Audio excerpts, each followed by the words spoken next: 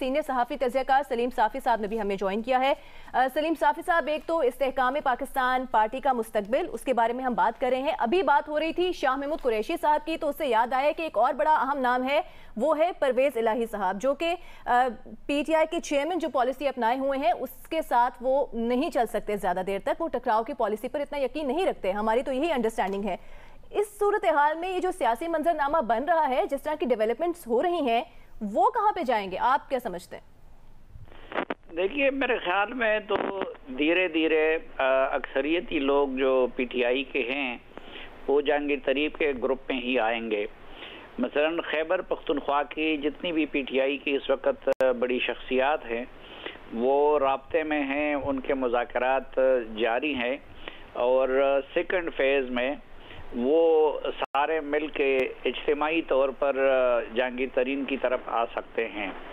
जहाँ तक परवेज़ इलाही का ताल्लुक़ है, तो जिस तरह आपने फरमाया कि ये वो ख़ानदान हैं कि जो इस्टेब्लिशमेंट का मुकाबला नहीं कर सकती और इस वक्त मेरी मालूमात के मुताबिक वो ख़ुद भी तब्दीली लाने के लिए तैयार है, लेकिन उनके ख़ानदान के अंदर ऐसे मसाइल हैं कि उनको शायद उस तरह कबूल नहीं किया जा रहा है और आगे जाके फिर क्योंकि एक चीज़ ये जो हम कहते हैं इमरान खान का वोटर, तो ये बात बिल्कुल ऑब्वियस है कि 9 मई के बाद ये फैसला हुआ है कि इलेक्शन में इमरान खान साहब वो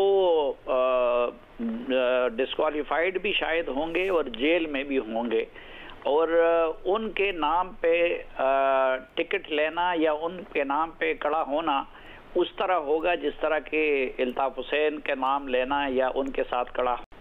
अच्छा, तो अगर आप कह रहे हैं कि PTI के चेयरमैन की इन केस डिस्क्वालिफिकेशन या ऐसा कोई फैसला हो जाता है, तो आने वाले इलेक्शंस में टर्नआउट कैसा होगा? क्योंकि एक बहुत बड़ा चंक ऐसा है यूथ का है जिसने वोट डालना है अगले इलेक्शंस में, वो किस तरह से मुतासिर होगा?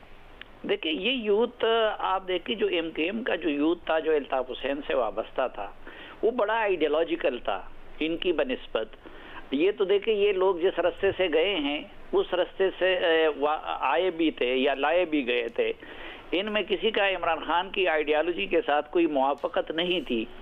जो MKM का वोटर था वो आइडियोलॉजिकल भी था, उनकी हज़ारों लाशें भी गिरी थी, उन्होंने हज़ारों लाशें भी गिराई थी, लेकिन जब उनसे एक ऐसा इक़दाम हुआ कि वो काबिल कबूल नहीं रहे और उनका सेकंड टियर ने उनका साथ छोड़ दिया, तो इल्ताफ हुसैन तो न जेल में थे ना ये था कि वो कम्युनिकेशन भी कर सकते थे। यहाँ तो इमरान खान साहब जेल में भी होंगे, शायद डिस्क्वालीफाई भी होंगे, तो इसलिए वो ये सवाल है कि इलेक्शन के दिनों में वो जो MKM का वोटर था, जो इल्ताफ हुसैन का वोटर था, या वो खामोश रहता है या फिर जो बाकी मानदा MKM बन गया है तो वो वोट उधर चला जाता है।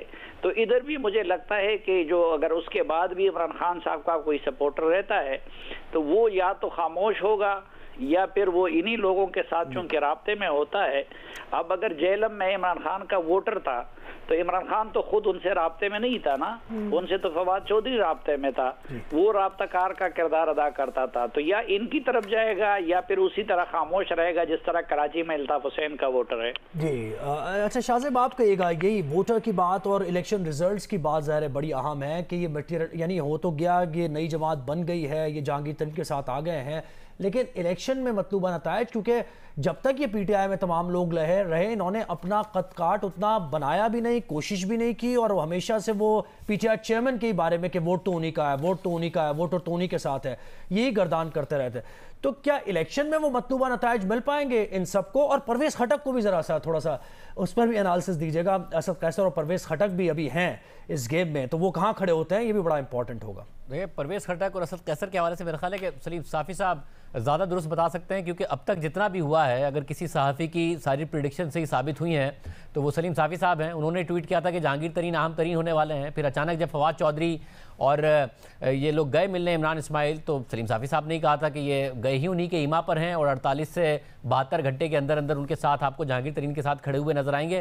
तो साफ़ी साहब की सारी प्रेडिक्शन सही साबित हुई हैं, तो ये मामला ज़रूर बता सकते हैं। उनकी बात दुरुस्त है कि इमरान खान साहब का वोटर बजाय इसके कि वो इंतखाब करेगा नून लीग, पीपल्स पार्टी या इस ग्रुप में कि मैं इन तीनों में से कौन बेहतर है जिसको वोट दे दूं, वो घर पर बैठ जाएगा, इन तीनों को वोट नहीं दे रहा होगा। इसलिए इनके लिए चैलेंज बहुत ज़्यादा बड़ा होगा ये जो भी फैसले किए हैं। देखिए कुछ ना कुछ तो है जिसकी वजह से सवाल उठ रहा है। मैं फिर कह रहा हूँ कि ऐसा क्या किया है इन लोगों ने, या क्या ऐसा क्या है इन लोगों के खिलाफ कि इतनी ज़्यादा मजबूरी हो रही है, क्योंकि ये लोग खुद नहीं बता रहे हैं, ऑफ द रिकॉर्ड भी नहीं बता रहे हैं कि फवाद चौधरी साहब स्टेज पर बैठने को तैयार नहीं है। तकरीबन रिपोर्टर्स के दरमियान मेरा ख्याल है वो बैठे हुए नजर आ रहे थे, अपना मुंह छुपाते नजर आ रहे थे। तो ऐसी क्या मजबूरी है कि आप जा भी रहे हैं, दावे आप बड़े बड़े करते थे, बड़े बड़े नारे लगाते थे कि इमरान खान के बगैर तो इस मुल्क की सियासत ही नहीं है, इमरान खान की बगैर सियासत नहीं है, बात इस्टेब्लिशमेंट को समझनी पड़ेगी। जजेस को कहते थे कि अगर आप इमरान खान के खिलाफ फैसला देंगे तो आप ये सोचें आप रह पाएंगे।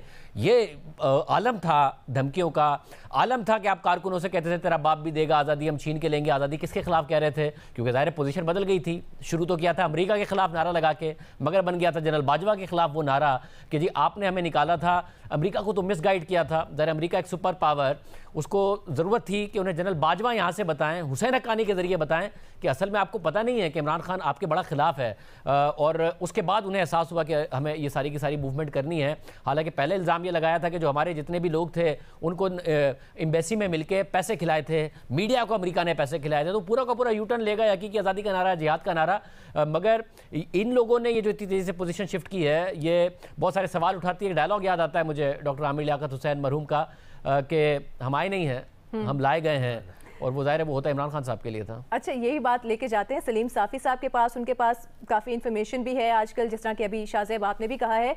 तो साफ़ी साहब, ऐसा मालूम तो नहीं होता इनके तासुरात से भी, जो फिर इन्होंने प्रेस कॉन्फ्रेंसेस की, एक के बाद एक प्रेस कॉन्फ्रेंस आई, फिर इनकी रिहाई मुमकिन हुई, आज़ाद हैसियत में इन्होंने फैसला किया, या कुछ ऐसा इनके खिलाफ था जिसके तहत ये मजबूर हुए कि जहांगीर तरीन ग्रुप को ज्वाइन करें? देखिए, जो पीटीआई का मटेरियल था वो वर्कर था, या फिर बिलखसूस ये जो इलेक्टेबल्स थे, ये वो मटेरियल नहीं है जो पीटीएम का है या फिर आइडियोलॉजिकल मजहबी जमातों का होता है, जो रेजिस्टेंस कर सकते हैं, जो जेलों में भी जा सकते हैं, जो सर भी कटवा सकते हैं। और अभी मसलन मुझे एक याद आ रही है कि फिरदौसा शेखावान साहबा जब ज्वाइन कर रही थी तो उस वक़्त इमरान खान साहब ने ट्रैक सूट में उनका इस्तकबाल किया था, उनको पीटीआई का झंडा पहनाया था। तो एक खातून का इस तरीके से इस्तकबाल करना, और इसी जहांगीर तरीन साहब के जहाज में लोगों को भर भर के ले जाया जाता था और वहाँ पे उनके साथ बिठाया जाता था। या परवेज़ खटक साहब तो पहले नहीं बल्कि इस हुकूमत के दिनों में भी इमरान खान साहब और उनके प्रिंसिपल सेक्रेटरी से शदीद नालार हैं इस दौरान। तो ये इनकी जितनी सियासत रही है 2010 से लेके हुकूमत के खात्मे, बल्कि मैं ये कहूँगा कि जनरल बाजवा साहब के टेनेवर के खात्मे तक, वो इस्टेब्लिशमेंट के ताउन की और सपोर्ट की और उसकी मरहूनी मिन्नत रही है। अब इमरान खान साहब ने उनके साथ जंग ले ली है, यानी एक लिहाज से सियासी तख्लीक अपने खालिक से लड़ पड़ी है। और फिर आप कोर कमांडर्स मीटिंग के बाद की प्रेस रिलीज का लहजा देखें, फिर आप अभी कल फॉर्मेशन कमांडर्स मीटिंग के बाद के प्रेस रिलीज का के अल्फाज देखें, फिर आप cabinet committee on national security के इजलास के बाद का आलामिया देखें, और इन सारी चीज़ों को फिर काबीना और पार्लियामेंट से इंडोर्स कराया गया है। तो इस्टेब्लिशमेंट की तरफ से ये मैसेज है, और उसमें मसलन ये अल्फाज कि जो काम अजली दुश्मन यानी इंडिया ने 75 साल में ना कर सके वो 9 मई को किया गया पीटीआई की तरफ से। और इस्टेब्लिशमेंट को ये यकीन है और उनके पास शवाहिद भी है कि ये सब कुछ लीडरशिप के कहने पे किया गया है। तो अब इन सब लोगों के सामने ये पैगाम वाज़े है कि इमरान खान साहब और उनके साथ रहने वालों या 9 मई के जिम्मेदारों को किसी सूरत में माफ नहीं किया जाएगा, और जो उनके साथ रहेंगे तो उनके साथ जाहिर बात है कि वही सलूक किया जाएगा जो माजी में नून लीग और पीपल्स पार्टी, बल्कि उससे बदतर इसलिए होगा क्योंकि यहाँ पे तो ये कहा जा रहा है उन्होंने तो ये काम नहीं किया था, यहाँ ये कहा जा रहा है कि ये काम किया गया है जो अजली दुश्मन ने भी 75 साल में नहीं किया था। तो अब जाहिर बात है, और उसके बाद ये सारा मंजरनामा हम सबके सामने है। सीनियर सहाफ़ी तजज़ियाकार सलीम साफ़ी साहब, बहुत शुक्रिया आपने वक्त दिया।